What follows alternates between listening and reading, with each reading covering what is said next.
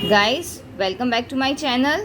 आज मैं आप लोगों के लिए क्लास 10 सीबीएसई हिंदी की मनुष्यता कविता का पूरा विवरण लेकर आई हूँ।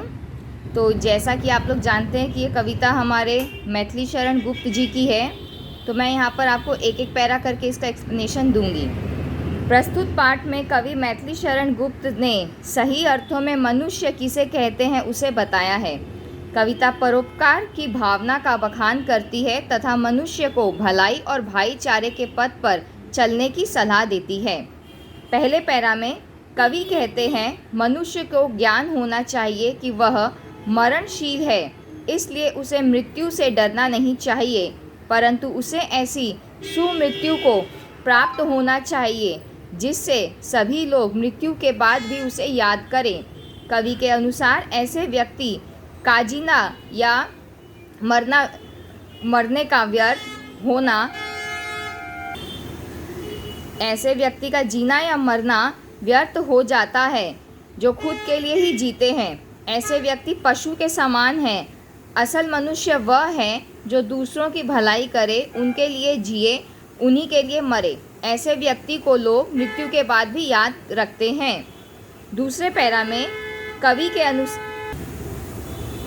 कवि के अनुसार उदार व्यक्तियों की उदारशीलता को पुस्तकों, इतिहासों के स्थान को देकर उनका बखान किया जाता है।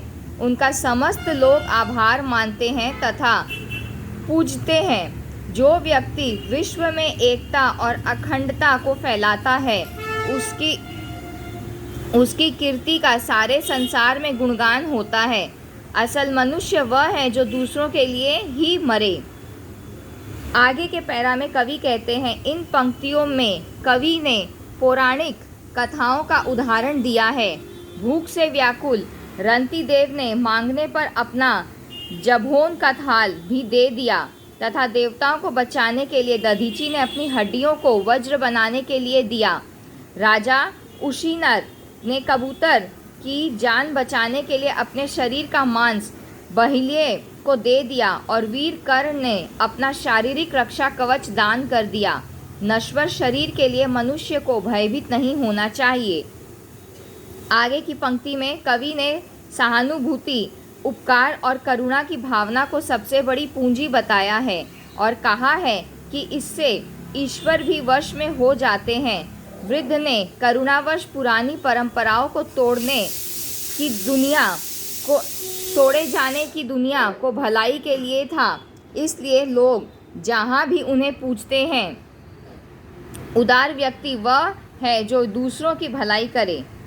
आगे की पंक्ति में कवि कहते हैं कि अगर किसी मनुष्य के पास यश, धन, दौलत है तो उसे इस बात के गर्व में अंधा होकर दूसरों की अपेक्षा नहीं करनी चाहिए, ना ही उसे संसार में किसी को अनाथ ही कहना चाहिए। ईश्वर का हाथ सभी के सर पर है।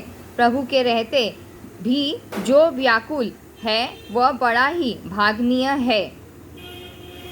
आगे की पंक्ति कवि के अनुसार अनंत आकाश में असंख्य देवता मौजूद हैं जो अपने हाथ बढ़ाकर परोपकारी और दयालु मनुष्यों के स्वागत के लिए खड़े हैं। इसलिए हमें परस्पर सहयोग बनाकर उन ऊंचाइयों को प्राप्त करना चाहिए जो जहाँ देवता स्वयं हमें अपने गोद में बिठाए। इस मरणशील संसार में हमें एक दूसरे के कल्याण के कर्मों को करते रहें और स्वयं का उद्धार करें। आगे की पंक्ति में सभी मनुष्य एक दूसरे के भाई बंधु हैं। यह बहुत बड़ी समझ है। सबके पिता ईश्वर हैं। भले ही मनुष्य के कर्म अनेक हैं, परंतु उनकी आत्मा में एकता है। कवि कहते हैं कि अगर भाई ही भाई की मदद नहीं करेगा तो उसका जीवन व्यर्थ है, यानी हर मनुष्य को दूसरे की मदद को तत्पर रहना चाहिए। अंतिम पंक्ति में कवि कहते हैं कि मनुष्य को कहता है कि अपने इच्छित मार्ग पर प्रसन्नतापूर्वक हंसते खेलते चलो और रास्ते पर जो बाधा पड़े उन्हें हटाते हुए आगे बढ़ो, परंतु इसमें मनुष्य को यह ध्यान रखना चाहिए कि उनका आपसी साम्राज्य न घटे और भेदभाव न बढ़े। जब हम एक दूसरे के दुखों को दूर करते हुए आगे बढ़ेंगे तो हमारी समर्था सिद्ध होगी और समस्त समाज की भी उन्नति होगी।